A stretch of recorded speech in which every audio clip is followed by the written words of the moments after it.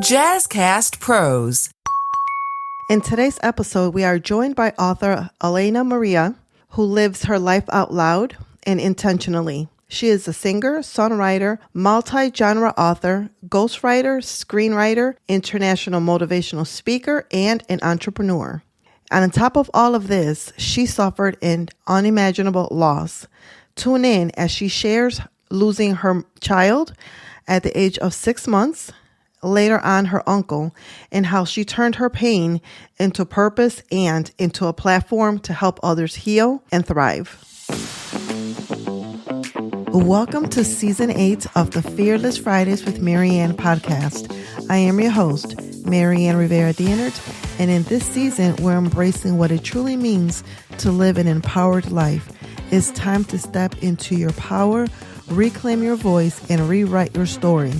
Join me on this journey of growth, resilience, and fearless transformation as we explore how to unlock the tools to thrive, not just survive. Get ready to nurture, heal, and rise as we become fearless, fabulous, and free together. So without further ado, let's bring her on and get started. Hello, how are you? Hello, how are you? I'm good, thank you. So tell us your name and a little bit about yourself. Okay, well, my name is Allaina Maria, the mother of two beautiful little girls, but professionally, I am an author. I dubbed myself a 360 author because I write across multiple genres. So I just felt author was, was not big enough for my platform. So I say I'm a 360 author. I'm also a budding entrepreneur. I have some things in the work in the entrepreneurial realm, and as well as a motivational speaker. I travel the U.S. and eventually abroad and share my main message of becoming, reminding people that you already have what it takes inside of you to become. I love that. So take us back to the very beginning. What was going on in your life that prompted you to one day, aspire to become a speaker and share an empowering message? Well, when we go through things in life, in the moment, in the heat of the moment, in the heat of the battle, you just feel so down, sad, hurt, a bevy of emotions, right? We're humans. We go through ebbs and flows, and we're entitled to emotions. Actually, they're healthy. And one thing in particular, I remember losing my infant son at 6 months old. That was a very tumultuous and hard time in my life trying to find myself. And it took me years to be my authentic self again. I was, on the outside looking good, happy, smiling, but on the inside, I was no good. I just was, living, breathing. And I finally found myself again. And then death came and knocked again with my uncle a couple years ago. That, again, I say it broke my heart, but it fixed my vision. He had plans for the future that he had never had the opportunity, to partake in. And I said, if I have the gift of life, why would I sit on my message? Who I am. There's so much potential in the grave, right? There's so many people who have left here with so much inside of them. And I decided when my uncle left this earth, I said, I have something to say. I have something to encourage people with. I have a story of hope, redemption, beauty for ashes, because I started out with some ashes, but through it all, I'm able to share my story and empower others who are either beginning their hurt, in the middle of it, or on the other side. I've been through it, and life will take you through it again, right? But I'm just excited about the opportunity to just share and not sit on my gift. And, that's where it all started, from a place of brokenness.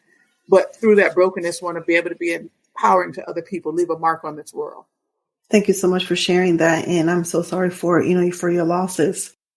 So take us back to, when you lost your son, what was that healing process like? Talk about the emotions, the raw emotions that you were feeling, and how did you overcome that? Well, some of the pain is indescribable, right? I can, some words doesn't even give credence to the pain you feel when you lose someone you love, especially a baby or a parent. I'm not saying other people aren't important, but certain people hold so much weight.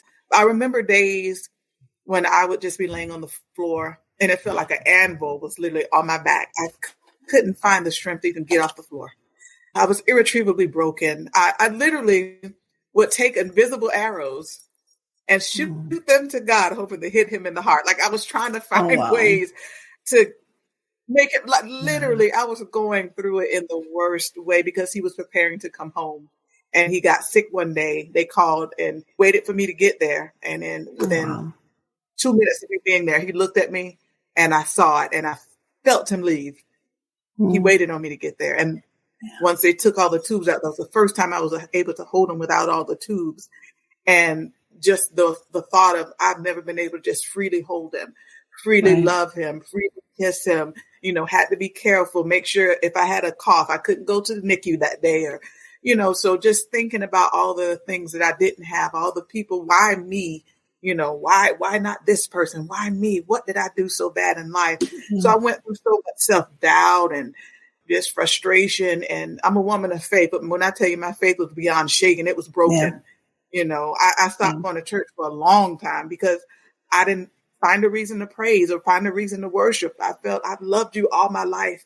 I was raised to love you. I was raised to worship, you know, and I try to live a good, no, not perfect, but a good life and take my kid. And this lady over here doesn't even want her kid. She leaves them with their mom, but I'm going to raise mine, you know? So it just, I went through so much, but through it all, I didn't die. I kept breathing, kept breathing. And my mom and my family were there to support me and hold me up when I could not literally hold myself up. And I just decided, you know what? I'm alive for a reason. So I have to find a way.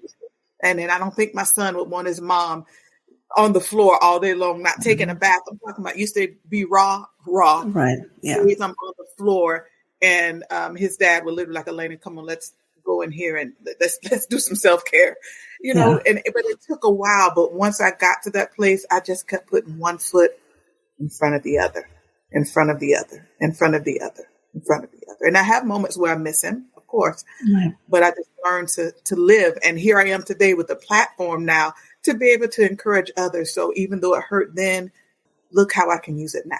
Right. Yeah, that's so true. That's so true. So you are an author. So tell us a little bit about, you know, your books and how did that come about? What was the inspiration?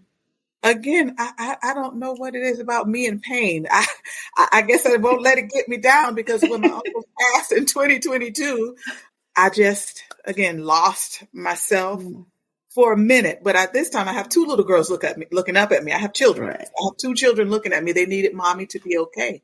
I sat on the couch. We buried him New Year's Eve. In January of 2023, I sat on my couch and the story of Maria, my debut urban fiction novel, came to me. And I just started writing. I've written music, you know, I've copywritten some songs. I've sang on a couple albums and, you know, so I know how to write a song. You do your little lyrics, do your chorus, you know, and then you're done with it, right? Right. Do it and you're done. But a book, you know, you got to make sure the characters flow and the continuity, make sure it makes sense. And I started writing. And as the story unfolded, I was like, oh, my God, I think I got something good. Sent it off to my sisters. And it was like, I'm okay with you putting this out. Right. And that was the start of it. From, like I said, my uncle, it broke my heart, but it fixed my vision and it propelled me to move forward. And here I am with my platform of becoming, you know, all of that just tied together. And also, I started with urban fiction, Maria. This is my urban fiction novel debut. Maria 2 is coming out here in June. Also, another urban fiction novel called Fat Baby will be followed in July. But next month, I have a 10-part Healing from Journal series coming out. Healing from me, healing from grief, healing from bullying, healing from broken friendship relationships. And I find that's one thing we don't talk about enough. We're talking about romantic relationship, familiar relationship, but friendships sometimes hurt just as bad when they end. Yeah. So I wanted to make sure to, you know, target that a little bit. I have a poetry book coming out in 2025. I have 2 science fiction novels coming out. So I am just, once I started going, I have not stopped with this pen. I love that. That is amazing. So when you travel for speaking and, you know, the entrepreneurial part as a speaker, what is your message and who do you speak to? Well, my message, again, is becoming. That is my platform across the board. It doesn't matter if I'm speaking at a tech conference. It doesn't matter if I'm speaking at a financial conference, which that's where I'll be. Actually, on Saturday, I'll be traveling to Georgia for a speaking engagement. So my core is always becoming. You have what it takes inside of you to become. And my whole thing is to shake, you have a snow globe, it has the sediment in it. You look at it, it's still a snow globe, whether you're shaking it or not, right? But once you shake the snow globe, everything that was inside of it comes to life. Right. So my job as a speaker is to travel and shake your snow globes, to bring to life those things that have, settled in the bottom of your heart, those thoughts, those dreams, those desires that you really want to bring to the forefront. Some you've shared, some that's been in the back of your mind, and you wouldn't dare speak it, right? But it's inside of you for a reason. So when I'm traveling, that is my main goal, is to shake people's snow globe and to awaken what's in them. And again, it doesn't matter which industry I'm in. I just want to remind them that just because you started on this level, if you aspire to be higher, come on, let me shake this snow globe and help encourage you and remind you that you can grow. So I speak in different arenas, but the message is always the same. I tailor it, of course, to whatever, like I'm doing a financial seminar coming up Saturday. So I'll be talking more about money matters, but reminding them that, use your resources, but it's still the core message of becoming. So for the individual, that's listening, that does not know what their passion, what their purpose is, why they're here on earth, that they're struggling, what would you say to that individual? What is the thing that when you see it, it makes your baby leap? What is that thing when you hear it, you always pause and stare? Or when you see it, you pause and stare. You see an author, you always wonder, how did they do that? That's a sign right there. It's that thing that always make you leap, that thing that always gives you a pause. That's an indication. And some people do multiple things, so that just may be one of the things. But that thing that always stops you in your tracks, you hear that preacher preaching and you sit back and you can see yourself up there. If you can vision it, that's a sign. Maybe you're meant to deliver the word. So whatever that thing is that makes you pause, stop, think, and makes you leap on the inside, begin there. Start exploring there. I love that. So earlier on, you spoke about, you mentioned that you are a woman of faith and that your faith was shaken during the loss of your son. Oh, yes. How was your relationship with, God today? And how did you get to where you are today? Well, like I said, I wasn't going to church at all. I just was home. I worked because I had to pay bills, right? Or I'd been on the street. so I worked, but then when I got off work, I cried some more, right? Right. But the church I grew up in, we got a new pastor, and I was always a praise and worship leader. Like I said, I sang, and he heard that I was in town. I don't know who told him. I don't even understand how any of this worked. Him and two members came and knocked on my door one Saturday. And he was like, I'm the new pastor. I heard you were here. I would love for you to come back. We would love for you to come back and, sing on the praise team. And, I kind of told him, hey, listen, me and God, we're not on that right now. I'm broken. I believe, and then I still have a healthy fear when you brought up, believing he's the Almighty, it's only too far you're going to go, there's still a healthy fear. But, I'm a human being and I was hurting. Yeah. And he was like, well, I really would love for you to just come and sit if you're not ready to sing. I said, you know what? This man came over here with these two congregants. Let me go to church. And I went to church. And I thought I was going to go in there and I was going to look like I had 82 lemons, with an attitude, sour face. Oh, yeah. I was already on the defensive. I was already heavy. I was already, but I went. And I actually left feeling lighter. And the next Sunday, I was like, I'm not going back to church, though. It was cool, trying to. Yeah. And the next Sunday, I was like, I'm going to go to church. Oh, I'm going to go back to church. Oh, I'm going to go back to church. Oh, I'm going to go back to church. And I just started going back and got back into singing. And singing is a passion of mine. And anytime I'm able to, use my gifts, I'm happy to do so. And it just flowed from there. But just from that him showing up, somebody didn't know me, only heard of me, and extended that olive branch. And from there, I went back. And again, there still was some days like when I would be broken, I missed my son, and I'd be like, God, you really showed out taking my baby. I don't know what you did that for. I ain't like that at all. But, he's not here. I'm trying to move on. So I just started talking, more, not so much with anger, but I'm just started expressing, okay, God, that really hurt me. my conversation started to change, Yeah. Then I just kept living. I just kept living. And here I am today. So it sounds like when you made the decision to accept the invitation to go to church, it became like a constant commitment and a focus. Today I'm going to go to church. Yeah. You didn't worry about the following Sunday. It was today I'm going to go to church. It was one Sunday at a time. Yeah. One Sunday at a time. When I woke up, if I felt the conviction on my heart, I'm going to church. But I wasn't like, I'm back. I'm doing this. Right. No, it was a Sunday by Sunday basis.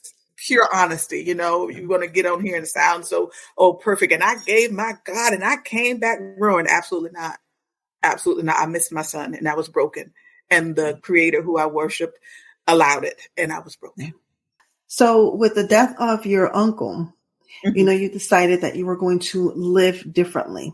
Absolutely. So how were you before and after, the death? And what's one key takeaway that you want our listeners to gain from that? So before, I just was raising my kids, living my life. I had just bought a house, got my first house. I'm a single mom, do it on my own, feeling, girl power.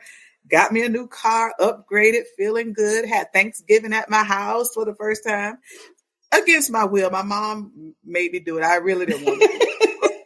I was like, Mom, I just moved there. You got to spend all the money and I want to go eat over there. But I was like, no, I'm going to help you.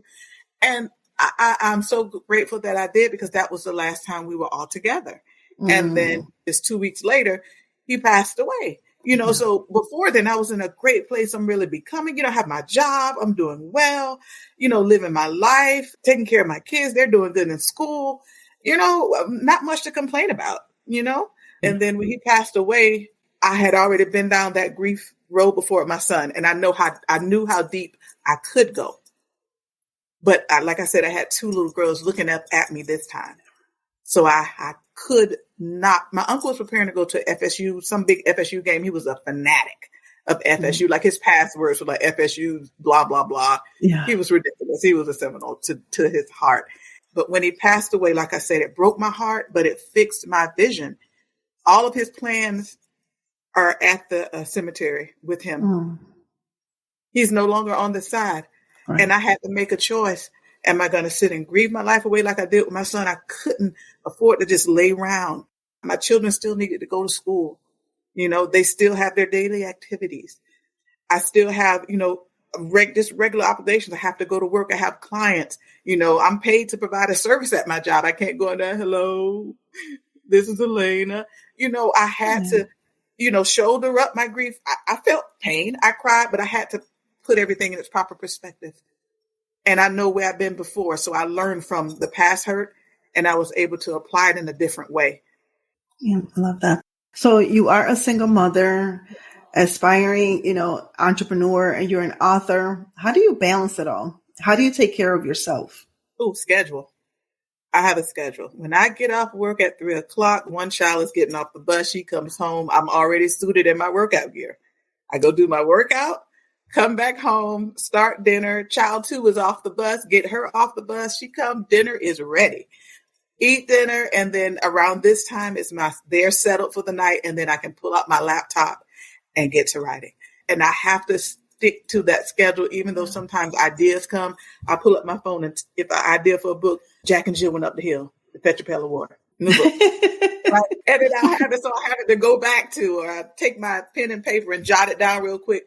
But I have to make sure to give my kids their time because I don't want to be, so desired and driven to succeed and do what I'm doing and, neglect them. But it is definitely a balancing act. And I have an amazing family. My mom, my siblings, they come through like never before. Their father, we're not together, but he comes through when needed. And I am so grateful for that. So it helps, but having a schedule and sticking to it. Not every now and then I get off, but for the most part, I try to stick to that schedule. That way I'm, managing my life, their life, our life, and everything around us. So you are on the Fearless Fridays podcast. How are you living a fearless life? Every day when I wake up, I decide to live. every single day. Every single day. I am on my road to full-time entrepreneurship.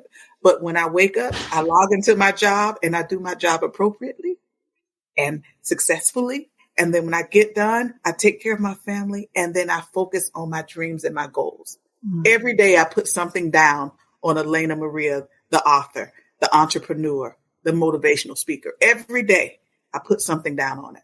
And that's how I live my life fearlessly, by continuously becoming. So what are you working on and what are you looking forward to for the rest of 2024?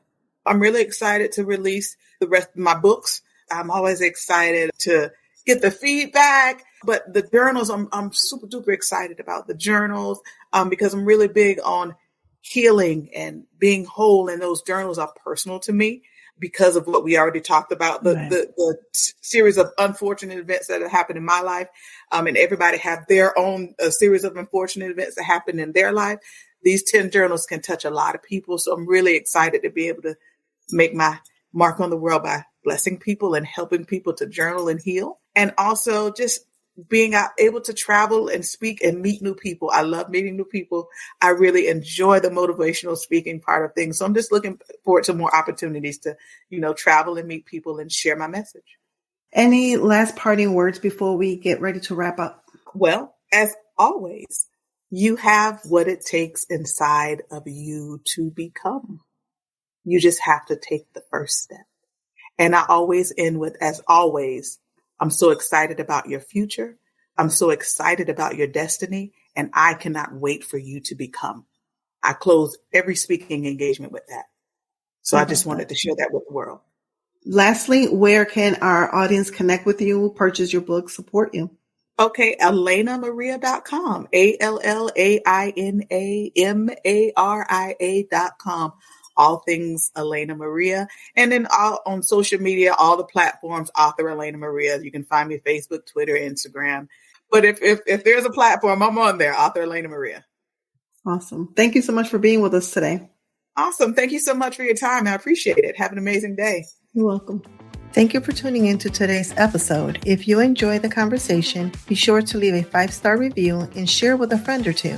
If you're not already following us on social media, come join the Fearless community at MRD Empowerment Solutions on Facebook or Instagram, or visit our website, marianneRiveraDeanert.com. I'll catch you next week with a new episode, and remember that you are a priority and you matter.